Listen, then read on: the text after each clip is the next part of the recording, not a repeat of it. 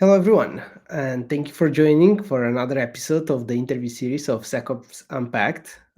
Today, I have as my guest Tyler Oliver, who is CEO and founder of Huntbase, and we will be discussing on why the most attacks aren't found by alerts, and we will deep dive into threat hunting, on how it's used, and how AI is changing threat hunting overall. Tyler, welcome to the interview series. And if you can give us some short introduction and tell us a bit more on Huntbase. For sure. Hey, Philip, thanks again. I'm excited to kind of dive into this. So yeah, I'm obviously a founder and CEO of Huntbase. We're a cybersecurity company focused on the last mile of security investigations, as well as kind of the hunting aspects, which I know that's going to be the majority of our conversation here. Just a bit of background on myself. So I've been kind of an operator in the space for the last 15 or so years. Started my career at Mandiant doing a lot of the fun and funky IR work back in the day. Funnily enough, actually got started in security moving from video game development. I was flying on a flight back from Pennsylvania to University in Vancouver, and I read an airline article about some statue in Estonia that had been toppled and ultimately resulted in a large breach in Estonia many years ago. And it was that little kind of quick read that triggered me into the world of cyber, and started in forensics and moved through that. But majority of my career has been investigating or supporting and building technologies to investigate nation state or large scale incidents and breaches. And about a year and a half ago, after moving through a few different worlds, I decided, hey, I'm going to start this company, and try and make threat hunting something that everyone could do, and also help support that same incident response analyst that I was many years ago, with some of the newer technologies that's coming out, and that's where Huntbase is kind of blossomed out of. We're still fairly new, and I think the whole world of kind of AI-based threat hunting is evolving quite quickly. But there's a lot of excitement in the space going forward. So yeah. Great. That's definitely exciting. And also, I really like when, us in general, as practitioners, we see one of the problem that we have and we're seeing like day to day. And then we figure out, well, there's no solution out there that actually can fix this. And you just start building. And I think that's how the one of the best ideas and the best products in cybersecurity are born as well. For sure. I mean, I think you got to. It's a careful balance. You got to remember you're not in a vacuum. But Yes. yeah, after many conversations with friends and those that I know are critical of the space, I confirm that this is worthwhile going after. So for sure. Yeah, definitely. So first, I want to start with where it stands threat hunting and how we know threat hunting was operated. So me myself, I have been working on threat hunting while I was Adobe. I was leading their threat intelligence and threat hunting there, and that was like 5-6 years ago. And threat hunting was usually something that your most senior analyst on the team or security engineers they would do, and it was quite resource intensive tasks.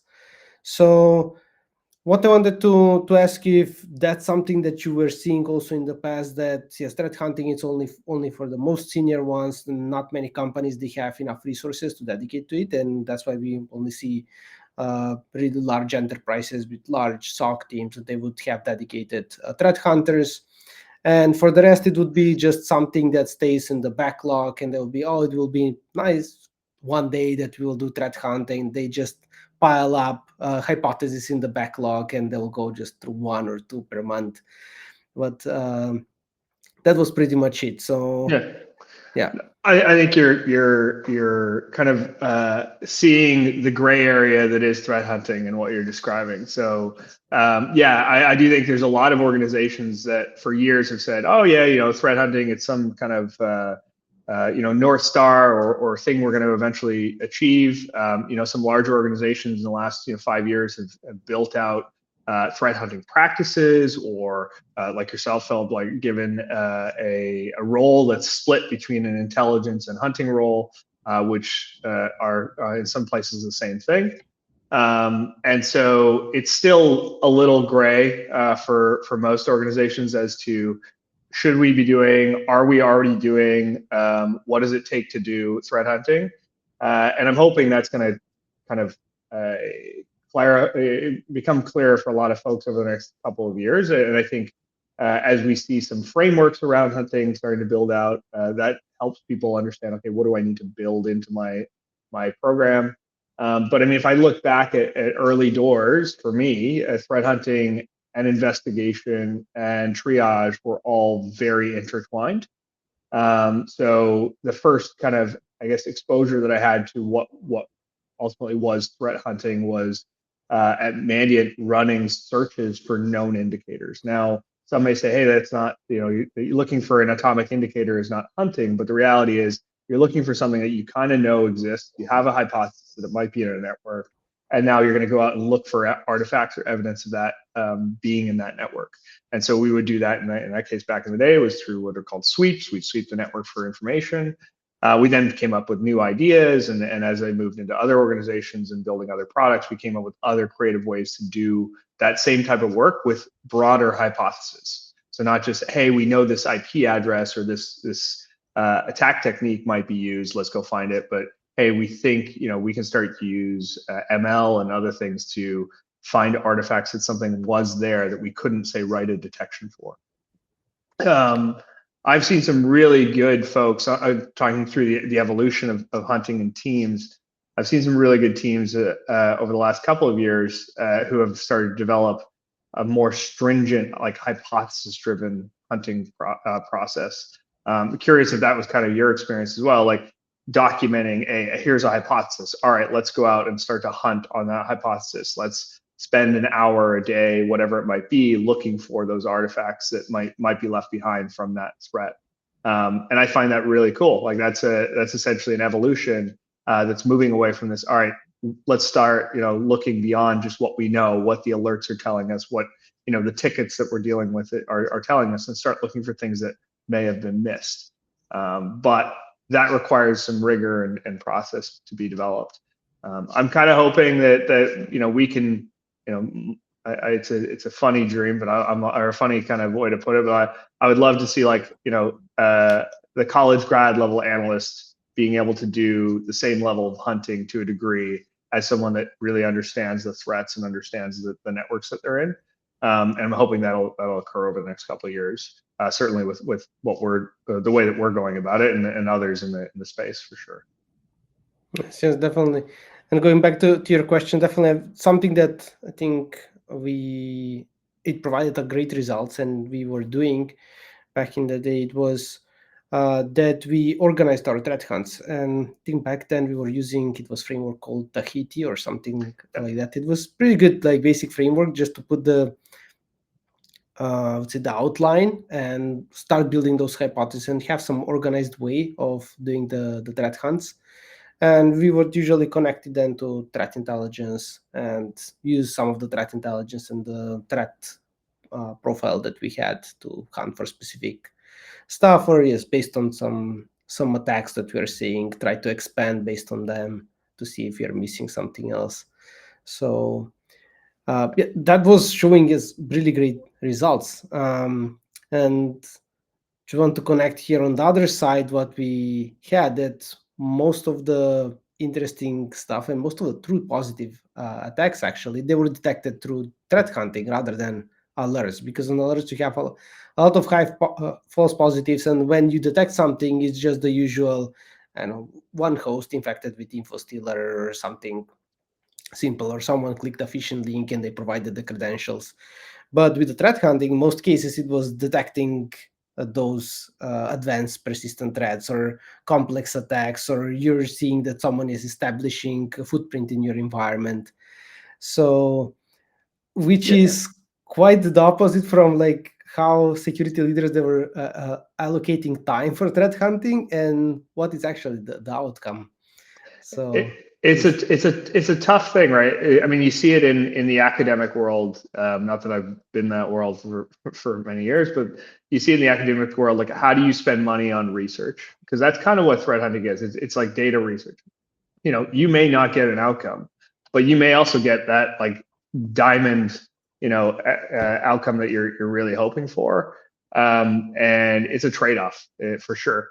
I think there's some folks that are starting with threat hunting. What they're doing is looking at kind of lower fidelity alerts and trying to do clustering and say, all right, let's go look for things that might be indications beyond those alerts in our network. That's kind of a good starting point. But yeah, I mean, it's a hard one to budget for sure. Yes, definitely. And you're making some great points here, Tyler. And something else that I wanted to tie this to is how maybe AI is changing the way of how we are doing threat hunting. So as you're saying, it's usually research driven, which means a lot of hours spent, a lot of resources. And that was another, I would say, trade-off that yes, you cannot have analysts do threat hunting all day because they'll end up, yes, 1 month of work and maybe they'll finish, I don't know, 5 6 threat hunts. That's the old way, because you have a lot of tools. You need to know your SIEM, all your security stack really well so you can run effective threat hunts. Yeah, so I mean, I think there's a few. I think part of most of the folks that you've had on in the past have talked really heavily on the way that AI is adjusting the alert triage workflow, and just the regular kind of SOC operations process, which is fantastic. Like anything that can get rid of those garbage volume of alerts that you have to spend even 5 minutes, 10 minutes, or an hour investigating is fantastic. And so by freeing up that time, we now open the window for analysts to do a little bit more in the hunting world. But even in cases where you haven't got those AI kind of SOC agents working on your behalf, there's still the desire to look a little bit further beyond. And that's where the way that we approach it is like AI assisting the hunting process is helping you build better hypotheses and helping you guide, once you have a hypothesis, what next questions to ask using our knowledge approach. So like we see things where we take in a new blog article comes out. Now, traditionally, like I used to work at an intelligence company. Traditionally, a new blog article comes out on some threat actor. You do the usual thing. You process it. You send it to your tip. It extracts indicators and whatnot.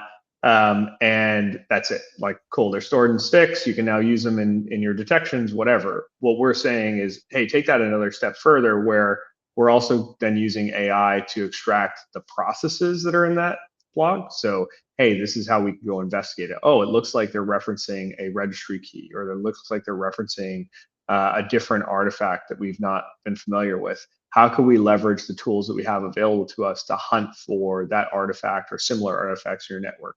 And so we store that in a separate knowledge store. And so that's where I'm seeing there's a lot of interesting stuff with folks using knowledge graphs. I think you had Monty on last I think it was the last one, which is great, the way that they're kind of leveraging knowledge graphs in their process.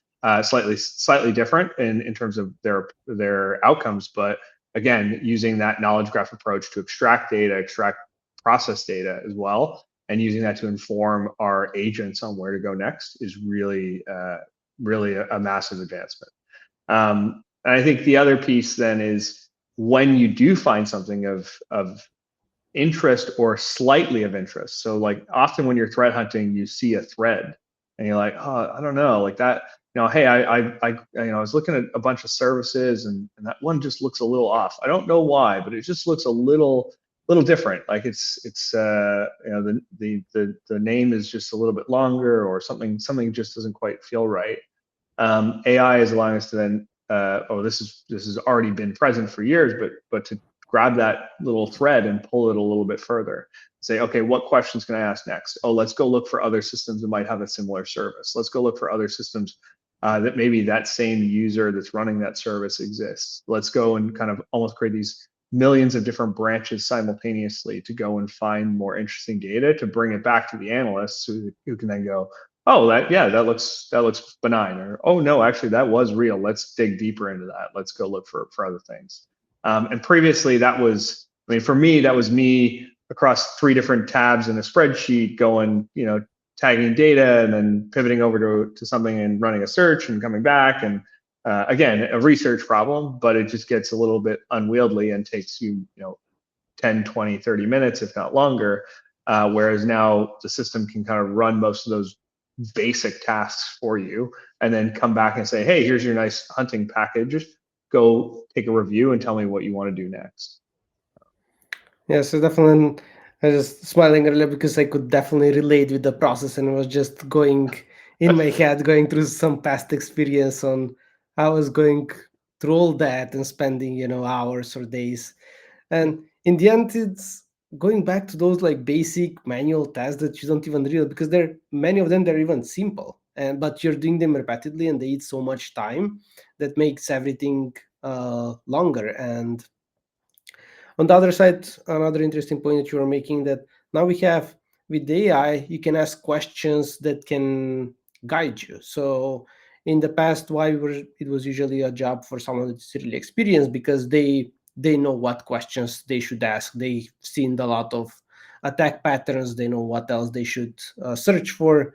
And I think now that we have the AI, even as you're saying, junior analysts can do it, because they can ask those questions and they can guide them and tell them, okay, look for this thing because this might be relevant, and they can tell you right away what the stuff that you're seeing, what that means in the context of your environment.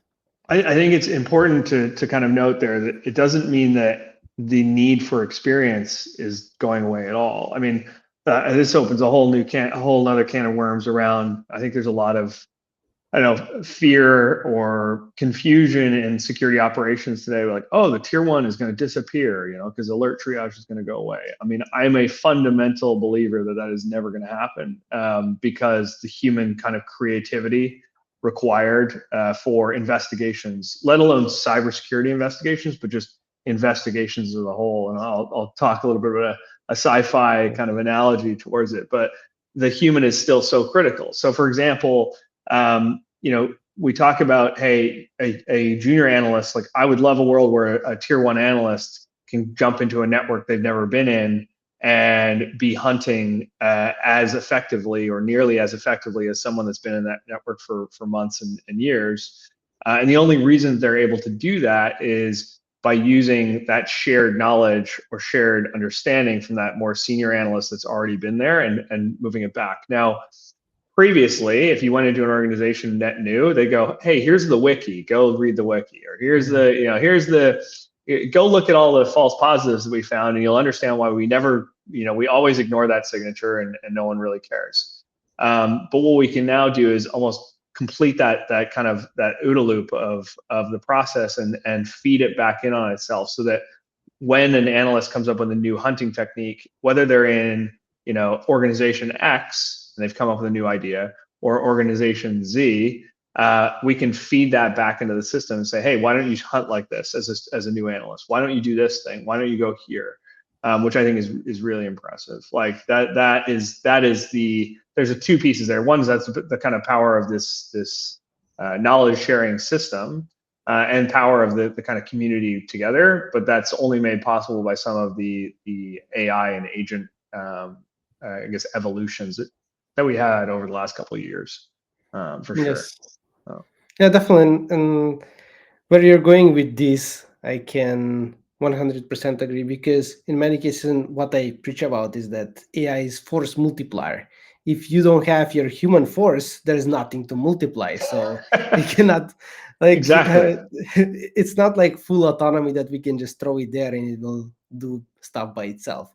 The I idea is mean, that, yeah. I was gonna, the analogy I give is like, yes, I get it. It's fiction, it's science fiction, but if you remember like Minority Report, or even any sci-fi futuristic film where there's some level of crime involved, the idea is the machines are there, they exist, but the Yes. human is the one kind of connecting those dots. And I still think that for many years to come is going to be our superpower as cyber investigators, as humans in general. that we need to then work alongside those systems that are just getting better to support that creativity for sure.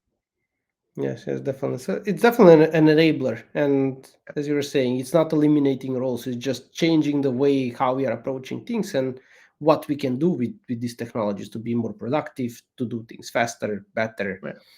I mean, so on. I do wonder. I mean, this is I think we've also created these roles within larger companies because we need delineated tasks for everyone to do. But like even the tiered SOC is not necessarily the right model for the future of security operations. Like, even in a SOC today, a tier one SOC analyst might have a specialty in endpoint forensics or endpoint data versus cloud data. Maybe they're better utilized. Maybe the structure of that SOC evolves with the tools that are coming out as well. I also think it is interesting seeing this market play out where we see things like tier one tools versus tier two tools. It's like, well, the reality is it's the same. It's not, in many cases, it's the same analyst using both. And so does that mean that the SOC as a whole is going to shift into some new structure? I don't know. Oh, yes, definitely. I think where I'm seeing also things heading, and I try to capture with one of the frameworks that I was building, what they call the AI SOC shift map, where I have rather than tiers, we have now I would say different layers. So we have left side where it's all like data pipeline, detection engineering, and so on. In the middle, we have all the investigation, triage analysis, and on the right side is the response and remediation, those forensics and things like that. So it's not anymore as tiered. It's like depending just which layer you're handling. And I think in most of the companies where I worked, it was heading towards that you're wearing different hats rather than you work on different tiers. I think the whole tier it was like if I'm thinking 15 years ago when I was working for MSSP, back then it was a thing because it made sense. It was like Yeah. you have 200 people SOC, so you need to like separate it somehow. I think that's really like old way, old school, and I agree with you. We definitely need to move away of that because we need to change our processes to be ready for the technology that we're using. We cannot use 20 years old processes for AI technology because that won't work. Yeah. I mean, I think it's good that it's a slow shift. Like it's good that the company, like some companies are doing these massive kind of fundamental changes, but it's good that there's kind of a slow shift in how these teams are structured. I think the other thing we have to certainly working in an industry like security, where and also even more so where AI or a brand new technology is converging with cyber. We also need to be very vigilant that we're not leaving the older technology or older architectures behind, because those are the ones that we're going to kind of need to make sure are secure. Right, we're still dealing with RDP, open RDP issues and things like that. So like when we're thinking about how we evolve our product, and I'm sure others are similar, we want to make sure that we're not just saying, oh, this is only built for the net new, the net new environment that exists today. And I think that's something that everyone needs to kind of consider as they build these brand new security technologies for sure. Yes, yes. In an ideal world, everyone's networks are greenfield and they're brand new. They're all built with shiny new kit and everything. And the AI SOC world just fits in perfectly. But that's not reality. That's not how enterprises are built. It's not how networks are built for sure. Oh yes, yes, and they haven't been the enterprise where they had like zero legacy infrastructure, and it was That's like right.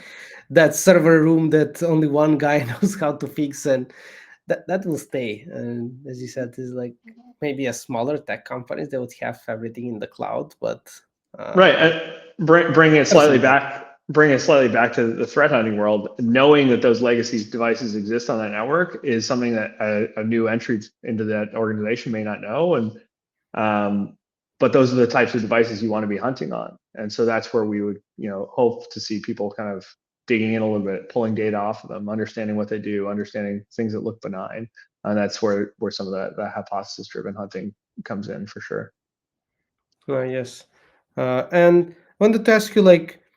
specifically with Huntbase and how you're building your product. Something that I've seen in my career was like all the time there were like two types of threat hunts. You have the reactive and the proactive threat hunts. Reactive, the ones that they happen like you have an incident and now you need to go and evaluate your blast radius if have something else it's affected, and then you have the one which is just starting as fresh from there's new type of attack, or we're building some hypothesis what might be targeted in your environment and start to build on that. So curious, what's your approach and how you help better structure and do threat hunts now with technology like Huntbase? I love it's this could be a semantics argument as well. Like, what is reactive versus proactive? Like, if you're, I think most threat hunting is reactive. Unfortunately, like, because it has to be. You're not, unless you're hunting. Well, even if you're hunting for a vulnerability, which is another type of threat hunting, like that is a vulnerability that already exists. So you're reacting to something that's Yes. already in your network. But yeah, obviously you're being proactive because you're not given everything to do it. But yeah, so it's funny kind of trying to differentiate the two. So we don't like we kind of see it all as hypothesis driven. Now what we do is we do ingest insights from other products to help drive and suggest hunts. Is the idea like, hey, this might be worth hunting. But going back to kind of the real world side of things, the hunts that are the most exciting for me and the ones that I found tend to bear the best fruit were the ones that were almost entirely hypothesis driven, as you would say, proactive, where you're saying, hey, look, I've read something. There's a new, whether it be a vulnerability that sure, I can go look to see if that vulnerability exists in my network, but hey, why don't I go look and see if that vulnerability has already been exploited? Or, hey, I know there's a new technique for moving around laterally in a network. Why don't I go look to see if there's any artifacts of that within my network? And that's the kind of stuff that we're really excited about supporting, because that's the kind of things that, in my past lives were what unearthed these long tail breaches that have gone kind of under the radar. Now, that doesn't discount kind of the more impactful things that are happening today with things like ransomware, et cetera. And that, but also with threat hunting, you can start to find those cracks that might prevent those types of things happening in the future. And again, that's more proactive on the basis of vulnerabilities. But yeah, proactive and reactive. With the way that we're operating with this kind of insight approach, let's say you do see an alert from CrowdStrike that says, hey, Philip has just installed an unwanted piece of software. In a large enterprise, you're probably not going to respond to that. If you have 500,000 employees, you're not responding to every pup alert that comes in. But if we can take your insight of Philip, along with the fact that that pup is something a little bit more interesting, potentially unwanted program, we can then start to say, hey, why don't we investigate all of the potentially unwanted programs in your network and do more like a holistic hunt around what unwanted programs are being installed, and are there any that might be worth a deeper dive or have resulted in some further compromise that you weren't aware of. And that would be kind of how we would take a reactive approach to hunting. I see.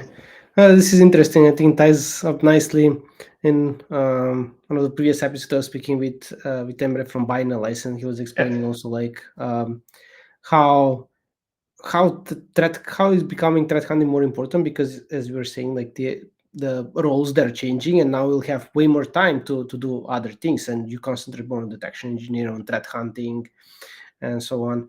So It's interesting there, like, and I'm glad you brought up Emory, because like I love the forensic world is my degree is in forensics, and I think it's super important. But I love how, if we go back to kind of the start of this conversation, it's such a fun gray area that's occurring where you've got triage, you've got hunting, and you've got forensics. And at what stage do those transition? I don't think there is a clean route, but you pull in the right tool at the right time for that journey. Sure, my SIEM dashboard I triage on, my hunting tool I hunt on, my forensics tool I go and pull like deep forensic images from something, or something where I've got a nice chain of custody around it. And the human behind that could be the same person from start to finish for sure. Yes. Yeah, that's incredible. That in the past it would be like 3, 4 persons, or you'll be like separate teams for each of it, and just the friction that you create between the teams that they need to hand it to another team. They have whole that process of Oh, let's evaluate what the other team sent if it's who actually who correct. owns this piece of software versus that Yeah, piece of software? I mean, that's still going to exist tomorrow. Like there's the fun bits of enterprise environments where IT owns one thing and security owns a different thing, and yeah. who can play with whose tools. But hopefully that slowly goes away. I don't know. Oh yes, definitely. And the other thing is that you touched a bit, Tyler. It was that how now with the AI-enabled threat hunts we can run them easier, because now we don't need to know the, let's say, the query language of all the SIEM or all the technology that we have. We can just express everything in natural language, and the platform will go and fetch everything for you. And I think knowing specific query language of a SIEM, I think, has been so important in the past. Like you would see even job posting, they would say, "Oh, you need to know the, I don't know, the Splunk query language, Elastic, and Curator, and so on." And like so many, because then you would be limit yourself just hiring people that they know that query language. But Yeah. I think what how I'm seeing it with platforms like Huntbase or an investigation platform out there is like it's enabling us to do all this investigation way faster, and we don't need to bother anymore or be limited by the boundaries that specific technologies they put to us. So it's more of concentrating just what actually matters, looking for specific attacks, finding patterns, and yes, finding the bad thing in our environment. Yeah, I mean, just to kind of from the start there, like there's massive value add. Like if I can, again, going back to the college grad analyst, if an analyst doesn't have to sit and go off to a SANS course for whatever thousands of dollars it is a week, or go off to a 2 week training on Splunk just to get to the point where they can start working on the product. I mean, that's massive. Now that's also an onus on vendors to build more approachable UXs, which this goes into a different AI kind of conversation. I think there's a lot of UX work going around right now to support that early adoption. But from your comment around the DSL problem, like the domain specific language problem for these tools, yeah, that was a main driver, and kind of our first iteration on the product was how do we take an incident responder, a SOC analyst who's never seen an environment, and get them to the point where they can start running questions. And what we realized is the dream would be, yeah, just everything's natural language, but the reality is you still need things that are rooted in fact. And so we've tried to combine the best of both worlds, where you've got structured ontology, structured kind of queries, the ability to kind of use these known hunting languages along with natural language to guide analysts.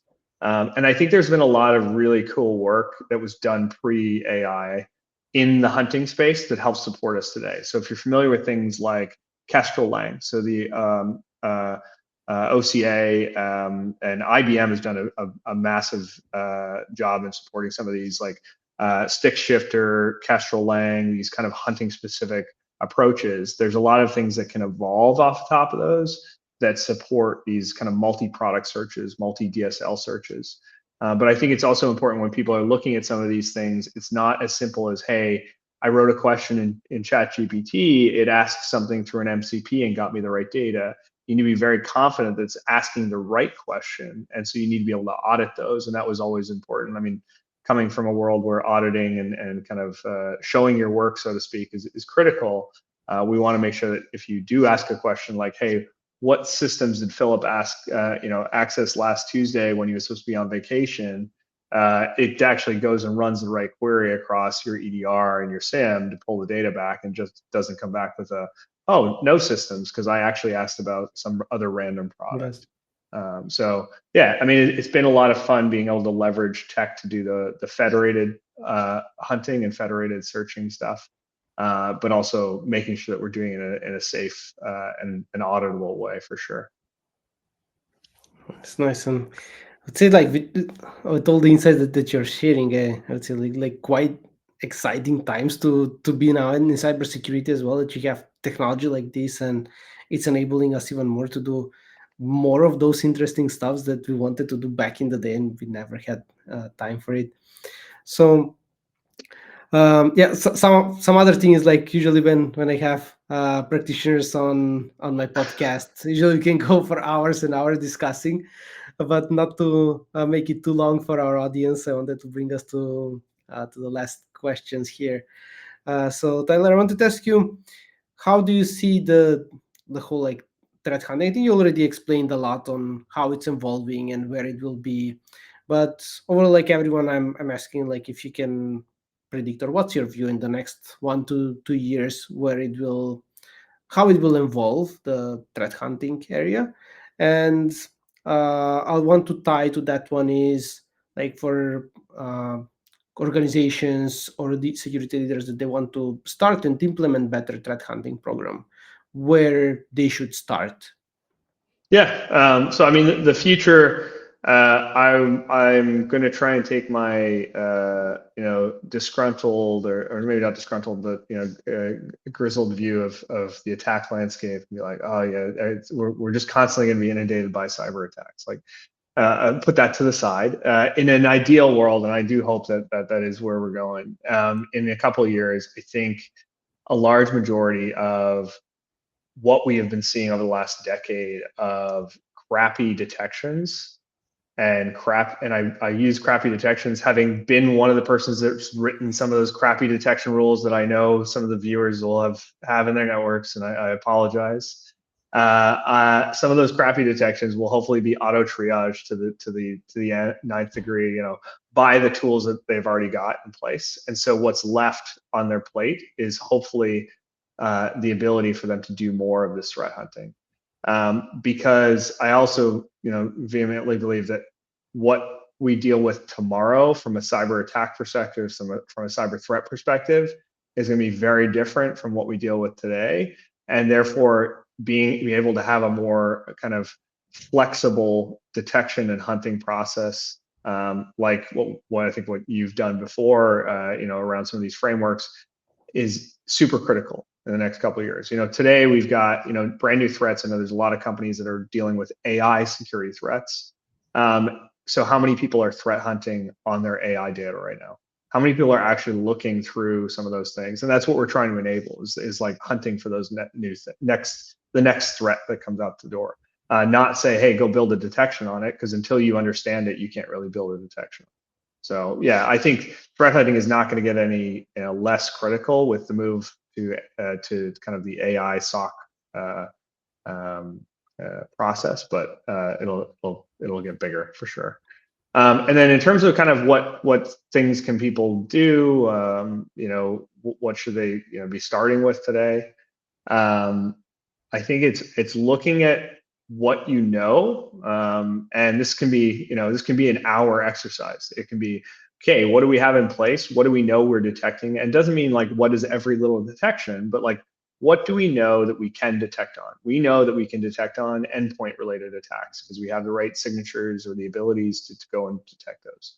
Okay, what other attack scenarios may exist that we don't have the ability to detect on, because either we don't have detection technologies, we've not been collecting the log data, we've not, they are kind of these darker corners, and looking at maybe where some threat hunting exercises might be viable there.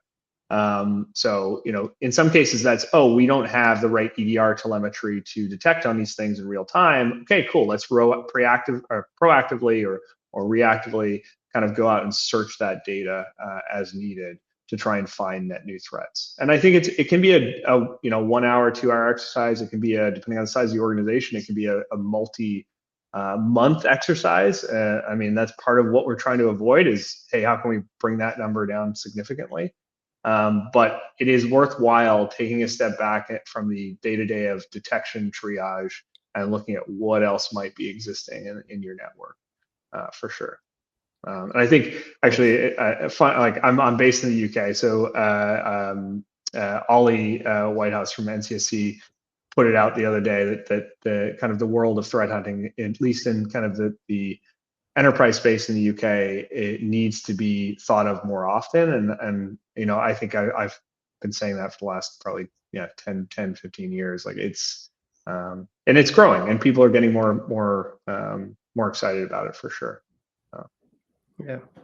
These are amazing insights. I really like how you structure, and I definitely, it's aligned with how I'm seeing things, and would want to recommend to anyone, watching this episode, that definitely I mean, take this advice, just get the, started. And the other thing I'll say, only partly because it's approach we're taking, like threat hunting is only possible because of the community of people around us. Like, from the Intel world, like Intel sharing is massive. Don't just share if you're in an environment and you speak to other people that are in threat hunting. Don't just share intel. Share a little bit more with that. So, hey, how did we find it? What techniques did we use to go and look for stuff? And get involved in some of these. There's some really great threat hunting Slack groups, and I mean, we're sponsoring B-Sides here in London in a couple weeks. It's another great place to share and learn about new threat hunting techniques. We use a lot of that kind of that community effort to kind of design and think about our approach. So it's another thing that if someone's like, hey, where do I start with threat hunting? It's just start talking to other people that are doing it to try and figure out good ways to go about it, for sure. yeah, right. Taylor, thanks a lot for joining the episode. It's been quite insightful. I really enjoyed our conversation. I hope that the audience as well, they enjoyed it, and you shared some great insights and advices as well, that they can take them and use them. So Yeah. thanks for being here. Very, very much appreciated, Philip. If people want to find me on LinkedIn or reach out, the platform is around the corner and live. So, but otherwise, hope to see some folks at B-Sides London and others, other events in the year ahead. So, and hope to see many more of these. Great. Thanks again, and for the audience, thanks for listening this episode, and stay tuned for the next one.